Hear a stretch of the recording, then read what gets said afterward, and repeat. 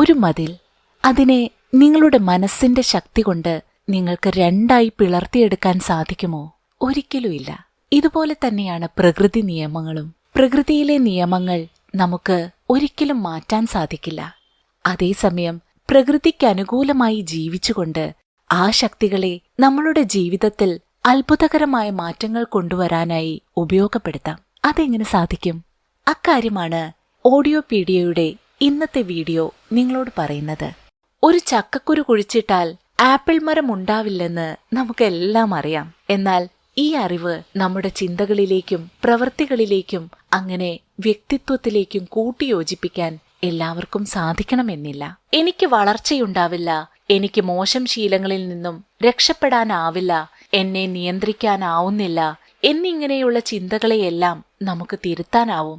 ജനാലകളും വാതിലുകളും തുറക്കാതെ ശുദ്ധവായു നമ്മുടെ മുറിക്കുള്ളിലേക്ക് എത്തില്ല.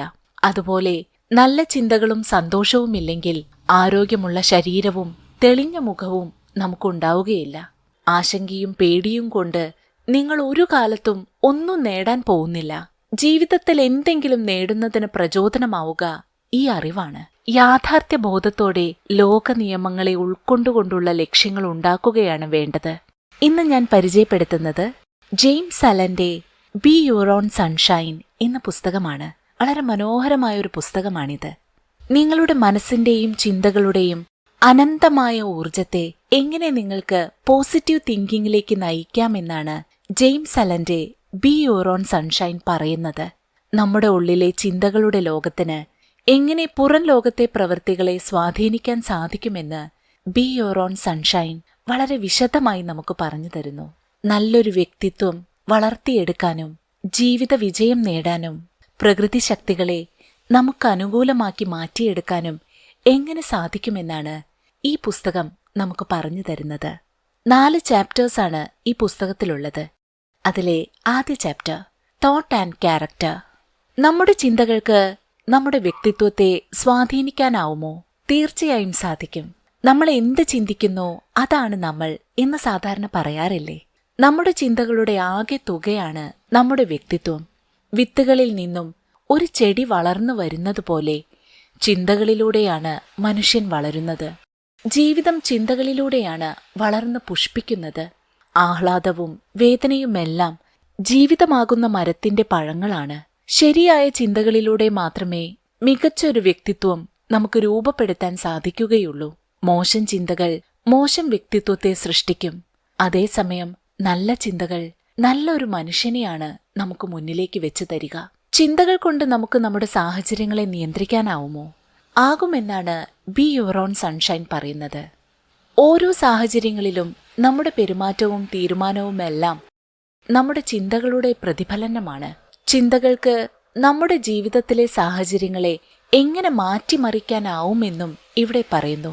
മനുഷ്യ മനസ്സ് ഒരു പൂന്തോട്ടം പോലെയാണ്. ബുദ്ധിപൂർവം വിത്തുകളും ചെടികളും തിരഞ്ഞെടുത്ത് നട്ടുവളർത്തി പരിപാലിച്ചാൽ അതിമനോഹരമായ പൂന്തോട്ടം നമുക്ക് ഒരുക്കാനാവും.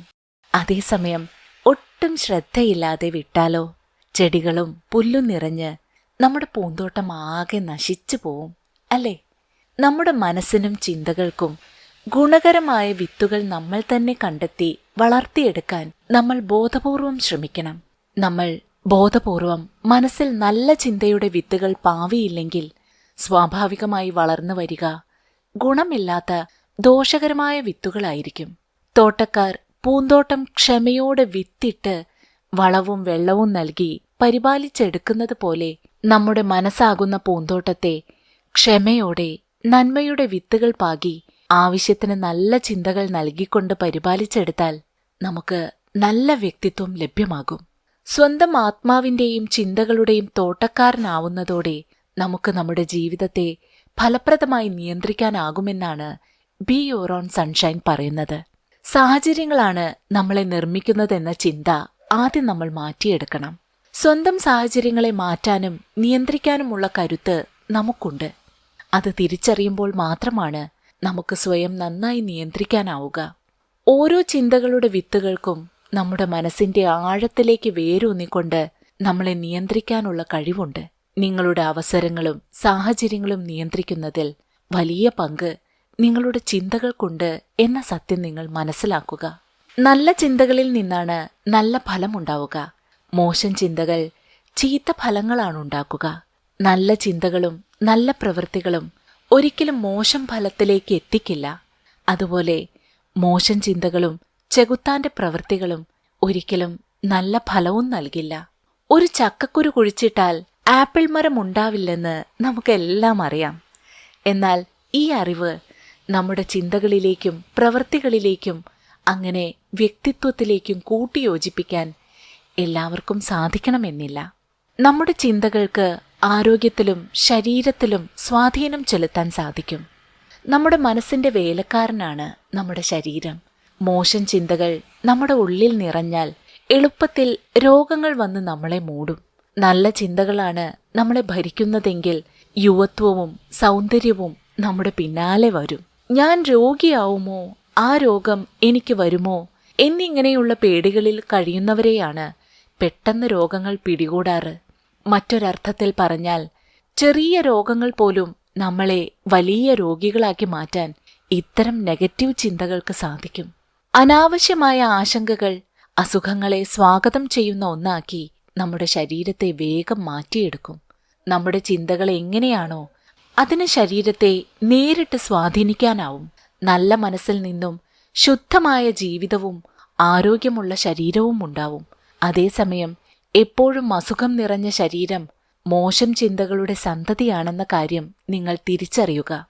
ചെറിയൊരു പെൺകുട്ടിയുടെ നിഷ്കളങ്കമായ മുഖഭാവമുള്ള 96 വയസ്സുള്ള ഒരു സ്ത്രീയെ തനിക്കറിയാമെന്ന് ബി യുവർ ഓൺ സൺഷൈൻ എന്ന പുസ്തകത്തിന്റെ ഓഥർ പറയുന്നു. അതുപോലെ തന്നെ എപ്പോഴും നിരാശാ മുഖഭാവമുള്ള ഒരു മധ്യവയസ്കനെയും അറിയാമെന്ന് ജെയിംസ് അലൻ പറയുന്നുണ്ട്. ഇത് രണ്ടിലെയും വ്യത്യാസം എന്താണെന്ന് വെച്ചാൽ അവരുടെ ചിന്തകളാണ്. അവരുടെ മനസ്സിലെ ചിന്തകളാണ് അവരുടെ മുഖത്ത് പ്രതിഫലിക്കുന്നത്.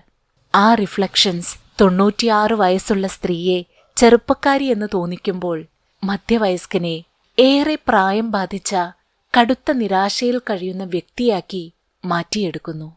ജനാലകളും വാതിലുകളും തുറക്കാതെ ശുദ്ധവായു നമ്മുടെ മുറിക്കുള്ളിലേക്ക് എത്തില്ല. അതുപോലെ നല്ല ചിന്തകളും സന്തോഷവുമില്ലെങ്കിൽ ആരോഗ്യമുള്ള ശരീരവും തെളിഞ്ഞ മുഖവും നമുക്കുണ്ടാവുകയില്ല. നമുക്ക് ജീവിതത്തിൽ കൃത്യമായ ലക്ഷ്യങ്ങളില്ലെങ്കിൽ അത് വലിയ പ്രശ്നമാണ്. ഇത്തരക്കാർ എളുപ്പത്തിൽ ആശങ്കകൾക്കും പേടികൾക്കും പ്രശ്നങ്ങൾക്കുമെല്ലാം അടിപ്പെടാനും ജീവിതത്തിലെ സന്തോഷം തന്നെ നഷ്ടമാവാനുമുള്ള സാധ്യത ഏറെയാണ്. ജീവിത ലക്ഷ്യത്തെക്കുറിച്ച് നമുക്ക് ഓരോരുത്തർക്കും കൃത്യതയുണ്ടാവുകയും അതിനുവേണ്ടി നമ്മൾ പരിശ്രമിക്കുകയും വേണം. ആ ലക്ഷ്യം നിങ്ങളുടെ ചിന്തകളുടെ കേന്ദ്രസ്ഥാനത്തേക്ക് പ്രതിഷ്ഠിക്കണം. ഈ ലക്ഷ്യം ആത്മീയമോ ഭൗതികമോ ആവാം. എന്തായാലും നിങ്ങളുടെ ചിന്തകൾ ഇതിലേക്ക് കേന്ദ്രീകരിക്കുക. അനാവശ്യ കാര്യങ്ങൾക്ക് സമയം കളയുന്നതിനു പകരം നിങ്ങളുടെ സമയം കൂടുതൽ നന്നായി ഉപയോഗിക്കാൻ ഇത്തരം ലക്ഷ്യങ്ങളും അവയെ അടിസ്ഥാനപ്പെടുത്തിയുള്ള ചിന്തകളും സഹായിക്കും. ഒരു ലക്ഷ്യം, അതിനെ ചുറ്റിയുള്ള ചിന്തകൾ, ഇവയെല്ലാം ചേർന്ന് ആത്മനിയന്ത്രണത്തിലേക്കുമുള്ള രാജപാതകളാണ് നിങ്ങൾക്ക് മുന്നിൽ ഒരുക്കുക. നിങ്ങൾ ഇങ്ങനെയൊക്കെ പരിശ്രമിച്ചിട്ടും ലക്ഷ്യത്തിലെത്തിയില്ലെങ്കിലും നിരാശപ്പെടേണ്ട കാര്യമില്ല. കാരണം നിങ്ങളുടെ വ്യക്തിത്വത്തെ മാറ്റിയെടുക്കാൻ ലക്ഷ്യത്തിൽ ഊന്നിയുള്ള പരിശ്രമത്തിന് തീർച്ചയായും സാധിക്കും. ഈ അനുഭവങ്ങളുടെ കരുത്തിൽ ജീവിതത്തെ കൂടുതൽ നല്ല രീതിയിൽ നേരിടാൻ നിങ്ങൾക്ക് സാധിക്കുകയും ചെയ്യും. നിങ്ങളൊരു ലക്ഷ്യം തീരുമാനിച്ചു കഴിഞ്ഞാൽ പിന്നെ അത് നേടുന്നതിന് വേണ്ട വഴികളെക്കുറിച്ചാണ് മാനസികമായി ചിന്തിച്ചുറപ്പിക്കേണ്ടത്. ആശങ്കകളും പേടിയും തുടച്ചുകളയണം. കാരണം അവയ്ക്ക് നിങ്ങളുടെ പരിശ്രമങ്ങളുടെ ഫലം കളയാനാവും. ആശങ്കയും പേടിയും കൊണ്ട് നിങ്ങൾ ഒരു കാലത്തും ഒന്നും നേടാൻ പോകുന്നില്ല. ജീവിതത്തിൽ എന്തെങ്കിലും നേടുന്നതിന് പ്രചോദനമാവുക ഈ അറിവാണ്. ഈ അറിവിന്റെ പ്രധാന ശത്രുക്കളാണ് ഭയവും സംശയവും. സംശയത്തെയും ഭയത്തെയും ജയിക്കുന്നവർക്ക് തോൽവിയെയും മറികടക്കാനാവുമെന്ന് നിങ്ങൾ മനസ്സിലാക്കുക. ഓരോരുത്തരുടെയും ശക്തിയും ദൗർബല്യവും വിശുദ്ധിയും അശുദ്ധിയുമെല്ലാം അവരുടേത് മാത്രമാണ്. നമ്മുടെ സാഹചര്യങ്ങൾ നമ്മുടേത് മാത്രമാണ്. അതിൽ മറ്റാരേക്കാളും നമുക്കാണ് സ്വാധീനം ഉണ്ടാവേണ്ടത്. നമ്മുടെ വേദനകളും വിഷമങ്ങളും ആഹ്ലാദവുമെല്ലാം ഉള്ളിൽ നിന്നാണ് വരുന്നത്. അതുകൊണ്ടാണ് നമ്മുടെ ചിന്തകൾ നമ്മളായി മാറുമെന്ന് പറയുന്നത്. നമ്മുടെ ചിന്തകളിൽ മാറ്റങ്ങളുണ്ടായാൽ മാത്രമേ അത് നമ്മുടെ ജീവിതത്തിലും പ്രതിഫലിക്കുകയുള്ളൂ. ചിന്തകളെ ഉന്നതമാക്കിയില്ലെങ്കിൽ നമ്മൾ ദുർബലരായി തുടരും. ദുഷ്ടന്മാർ പന പോലെ വളരുമെന്ന് നമുക്ക് തോന്നാം. എന്നാൽ വസ്തുത അതല്ല. ഒരിക്കലും നമ്മുടെ ലോകം ആർത്തിയുള്ളവരെയും വഞ്ചകരെയും ചേർത്ത് നിർത്തില്ല. സത്യസന്ധർക്കാണ് ലോകത്തിന്റെ സഹായം ലഭിക്കുക. ബിസിനസ്സിലായാലും ആത്മീയമായാലും ബുദ്ധിപരമായാലും വ്യക്തികളുടെ നേട്ടങ്ങളെല്ലാം ചിന്തകളുടെ പരിണിത ഫലമാണ് എന്ന കാര്യം അറിയുക. Chapter 2 Passion. മനുഷ്യജീവിതത്തിലെ ഏറ്റവും താഴ്ന്ന ഭാഗം ഏതാണ് എന്ന് ചോദിച്ചാൽ ബി യുവർ ഓൺ സൺഷൈൻ്റെ രചയിതാവ് പറയുന്നത് പാഷൻ എന്നാണ്. അതിനേക്കാൾ താഴാൻ മറ്റാർക്കും ആവില്ല എന്നാണ് അദ്ദേഹം പറയുന്നത്. ദേഷ്യം, അഭിമാനം, ആർത്തി, പ്രതികാരം, നുണ, മോഷണം, അത്യാഗ്രഹം, അസൂയ എന്നിവയെല്ലാം പാഷന്റെ ശക്തികളാണത്രേ. ഈ പാഷന്റെ ലോകത്ത് അവിവേകികൾ ജീവിച്ചു മരിക്കുന്നു. അവർ ഒരിക്കലും ആത്മാവിന്റെ ശാന്തിയോ സന്തോഷമോ വിശുദ്ധമായ വെളിച്ചമോ ജീവിതകാലത്തിൽ ഒരിക്കൽ പോലും അറിയുന്നില്ല. എന്നാൽ വിവേകികൾക്ക് അതിനും അപ്പുറത്തേക്ക് ജീവിതത്തെ കൊണ്ടുപോവാൻ സാധിക്കും. പാഷനേക്കാൾ താഴേക്ക് പോവാൻ നമുക്ക് സാധ്യമല്ലെന്ന് എഴുത്തുകാരൻ പറയുമ്പോൾ അതിൽ നിന്ന് മുന്നോട്ടുള്ള വഴികൾ എന്താണ് എന്നായിരിക്കും നിങ്ങൾ ചിന്തിക്കുക. അത് നമുക്ക് മുന്നിൽ തന്നെയുണ്ട് എന്നാണ് അദ്ദേഹം പറയുന്നത്. മനസ്സിനെ നിയന്ത്രിച്ച് സ്വാർത്ഥതയെ മറച്ചു കളഞ്ഞാൽ ആ വഴികൾ നമുക്ക് മുന്നിൽ തെളിഞ്ഞു വരും.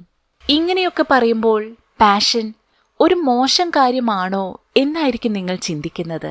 അങ്ങനെ ഒരിക്കലും ചിന്തിക്കരുതെന്നാണ് ജെയിംസ് അലൻ ഓർമ്മിപ്പിക്കുന്നത്. പാഷൻ ഇല്ലെങ്കിൽ നമുക്ക് കരുത്തുണ്ടാവില്ല. ശരിയാം വണ്ണം ഈ കരുത്തിനെ നിയന്ത്രിച്ച് നയിച്ചില്ലെങ്കിൽ സന്തോഷത്തിന് പകരം വേദനയായിരിക്കും ജീവിതത്തിൽ ഉണ്ടാവുക എന്നാണ് അദ്ദേഹം ഓർമ്മിപ്പിക്കുന്നത്. പാഷൻ സ്വർഗത്തിലേക്കുള്ള വാതിലാണ്. എന്നാൽ അവിവേകികൾക്ക് മുന്നിൽ ഈ വാതിൽ കൊട്ടിയടയ്ക്കപ്പെടുന്നു. വിവേകികൾ സ്വർഗത്തിലേക്ക് സ്വാഗതം ചെയ്യപ്പെടുകയും ചെയ്യുന്നു. പാഷനിൽ കുടുങ്ങി സ്വന്തം ചിന്തകളുടെ നിയന്ത്രണം നഷ്ടപ്പെട്ട് ആ ചിന്തകളുടെ അടിമകളായി കഴിയുന്നവരാണ് അവിവേകികൾ. പാഷന്റെ കരുത്ത് തിരിച്ചറിയുകയും അതേസമയം സ്വാർത്ഥതയുടെ ശൂന്യതയെ കണ്ടറിഞ്ഞ് ഒഴിവാക്കുകയും ചെയ്യുന്നവരാണ് വിവേകികൾ. അനുകമ്പ, പരിശുദ്ധി, സ്നേഹം തുടങ്ങിയ ഉന്നതമായ മൂല്യങ്ങൾ നമ്മളെ ആസ്പിരേഷനിലേക്ക്, അതായത് തീവ്രമായ ആഗ്രഹത്തിലേക്ക് നയിക്കും. അതേസമയം തന്നെ സ്വകാര്യ സമ്പത്ത്, വ്യക്തിപരമായ മേൽക്കോയ്മ, ഭൗതികമായ ആഗ്രഹങ്ങൾ എന്നിവയെല്ലാം വെറും ആഗ്രഹങ്ങളുടെ തട്ടിലേക്ക് പെടുത്താവുന്നതുമാണ്. ഇവയെല്ലാം നമ്മളെ സ്വാർത്ഥരാക്കാം. ആസ്പിരേഷൻ അഥവാ തീവ്രമായ ആഗ്രഹങ്ങളുടെ ചിറകുകളില്ലാതെ ഒരു മനുഷ്യനും സ്വന്തം ചുറ്റുപാടിൽ നിന്നും പറന്നുയരാനാവില്ല. നമ്മൾ ജീവിതത്തിൽ പുരോഗതി നേടുന്നതിന് തീവ്രമായ ആഗ്രഹം വച്ചു പുലർത്തണം. അതേസമയം അതിന്റെ അടിമകളാവാതിരിക്കാനും ശ്രദ്ധിക്കണം. തീവ്രമായ ആഗ്രഹം ജീവിതത്തിൽ നിങ്ങളെ എന്തും നേടുന്നതിന് പ്രാപ്തരാക്കും. പുരോഗതിയുടെയും സന്തോഷത്തിന്റെയും വാതിൽ നിങ്ങൾക്ക് മുന്നിൽ അവ തുറന്നു തരും. തീവ്രമായ ആഗ്രഹം നമ്മളെ സ്വർഗത്തിലേക്ക് എത്തിക്കുമെന്നാണ് എഴുത്തുകാരൻ പറയുന്നത്. എന്നാൽ സ്വർഗത്തിൽ തുടരണമെങ്കിൽ നിങ്ങൾക്ക് മനസ്സിനെ പരുവപ്പെടുത്തേണ്ടതുണ്ട്. നിരവധി പരീക്ഷണങ്ങളെ ഈ സമയത്ത് നേരിടേണ്ടി വരും. തീവ്രമായ ആഗ്രഹം വ്യക്തിപരമായ മോഹമായി ചുരുങ്ങുന്ന നിരവധി പരീക്ഷണ ഘട്ടങ്ങളുണ്ടാവാം. നമ്മുടെ ഉള്ളിലെ ചെകുത്താനെ തിരിച്ചറിയാനും നേരിടാനും നമുക്ക് സാധിക്കണം. തീവ്രമായ ആഗ്രഹവുമായി മുന്നോട്ടു പോകുമ്പോൾ അതിനിടയിൽ കാണുന്നവരെ ദ്രോഹിക്കാനോ നമ്മുടെ ആവശ്യങ്ങൾക്കായി, നമ്മുടെ സ്വാർത്ഥ ലാഭത്തിനായി മറ്റു വ്യക്തികളെ ഉപയോഗപ്പെടുത്താനോ തെറ്റായ വഴികളിലൂടെ സഞ്ചരിക്കാനോ ശ്രമിക്കരുത്. സ്വയം നിയന്ത്രിച്ച് നേർവഴിയിലൂടെ നടക്കാൻ ശ്രദ്ധിക്കുക. തീവ്രമായ ആഗ്രഹം നമ്മളെ ഒരു പടിയെങ്കിലും തീർച്ചയായും മുന്നോട്ടെത്തിക്കും. അതിനർത്ഥം നമുക്ക് പിന്നോട്ടു പോവാനും സാധ്യതയുണ്ടെന്നതാണ്. ഈ പിന്നോട്ടടിയാണ് ടെംപ്റ്റേഷൻ. അശുദ്ധമായ ചിന്തകളാണ് ടെംപ്റ്റേഷന്റെ അടിസ്ഥാനം. അതിനെ മാറ്റി നിർത്താൻ നിങ്ങൾ തന്നെ ശ്രമിക്കണം. ഇരുണ്ട അശുദ്ധ ചിന്തകളെ മറികടക്കാനായാൽ ആർക്കും വിശുദ്ധനാവാൻ സാധിക്കും, നല്ലവനാവാൻ സാധിക്കും. ഈ സമയത്ത് സ്വയം നവീകരിക്കുന്നതിന്റെ പ്രാധാന്യം നിങ്ങൾ തിരിച്ചറിയുകയും അതിനായി നിങ്ങൾ ശ്രമിക്കുകയും ചെയ്യണം. അത് പുതിയൊരു വീക്ഷണവും പുതിയൊരു ഉൾക്കാഴ്ചയുമാണ് നമുക്ക് നൽകുക. ഫലത്തിൽ നല്ലൊരു മനുഷ്യനായി, നന്മ കൂടിയ പുതിയൊരു മനുഷ്യനായി നമ്മൾ മാറും. അങ്ങനെയാവുമ്പോഴാണ് നമ്മൾ ഒരു യോഗിയുടെ തലത്തിലേക്ക് എത്തുന്നത്. വീണ്ടും ജനിക്കുന്നതിന് തുല്യമായ ഒരവസ്ഥയാണിത്. ജീവിതം തന്നെ പുതിയ അനുഭവമായി മാറും. പുതിയൊരു കരുത്ത് നേടുന്നതോടെ നമുക്ക് മുന്നിൽ പുതിയൊരു ലോകം തന്നെ തുറക്കും. ഈ ഘട്ടത്തെയാണ് ട്രാൻസെൻഡൻസ് അഥവാ അതിശയകാലമെന്ന് ഓതർ ജെയിംസ് അലൻ വിശേഷിപ്പിക്കുന്നത്. ട്രാൻസെൻഡന്റ് ലൈഫ് എന്നും ഈ മാറ്റം വിശേഷിപ്പിക്കപ്പെടുന്നു.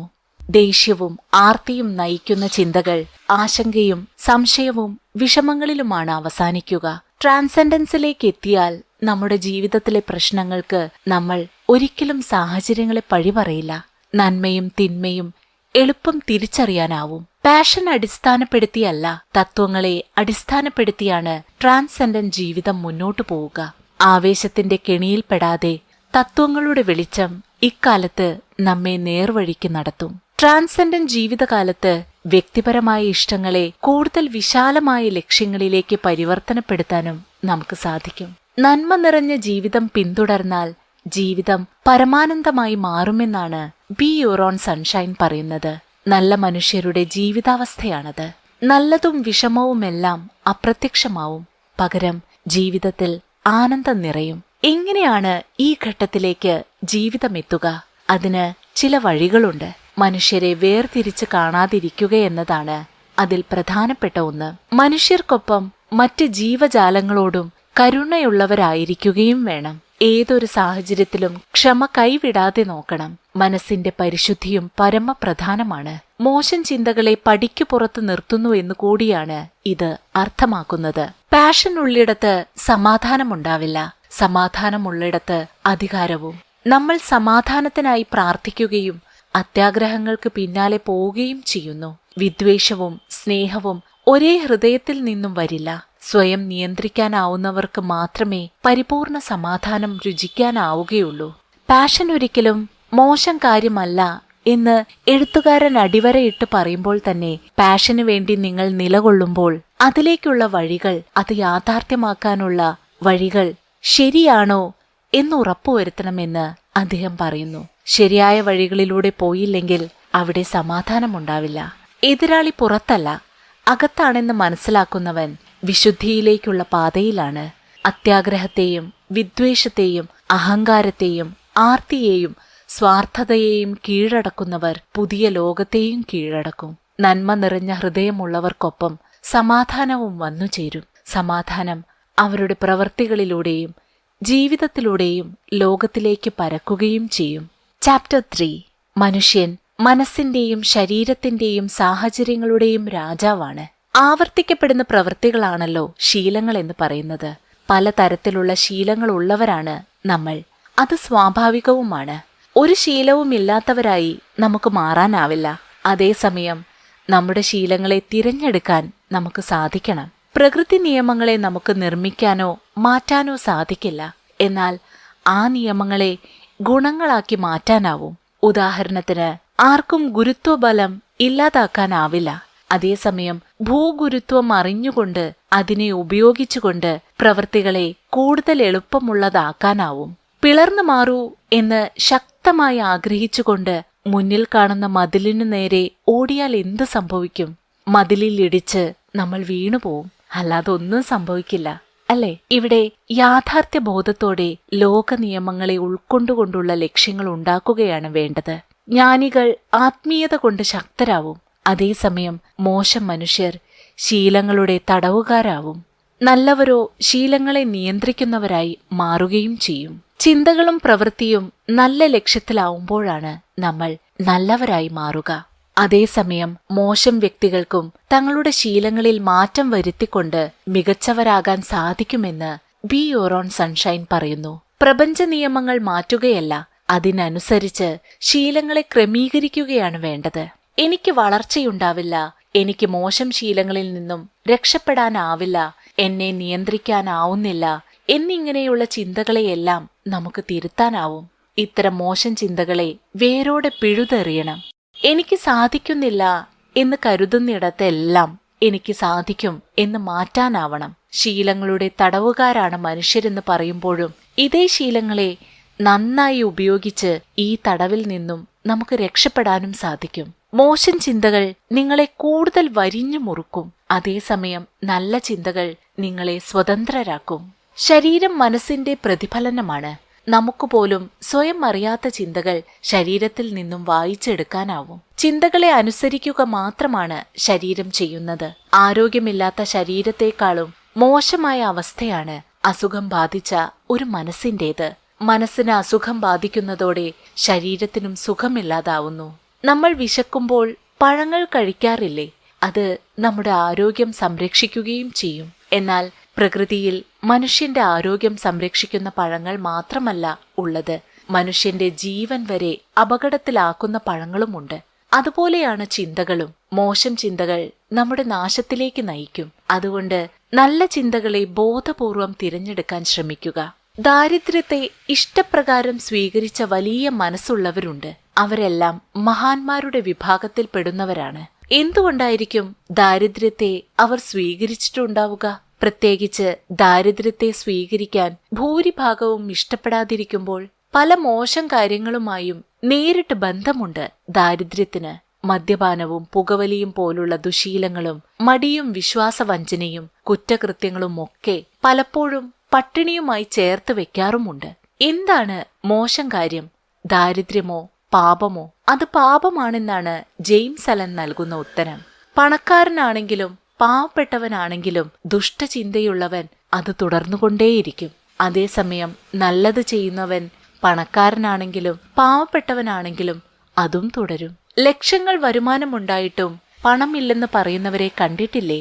അവർ ദരിദ്രരായാണ് സ്വയം കരുതുന്നത്. അവരുടെ പ്രശ്നം ആർത്തിയാണ്. ദാരിദ്ര്യം പേഴ്സിലല്ല, മറിച്ച് നമ്മുടെ മനസ്സിലാണ് പലപ്പോഴും പിടിമുറുക്കുക.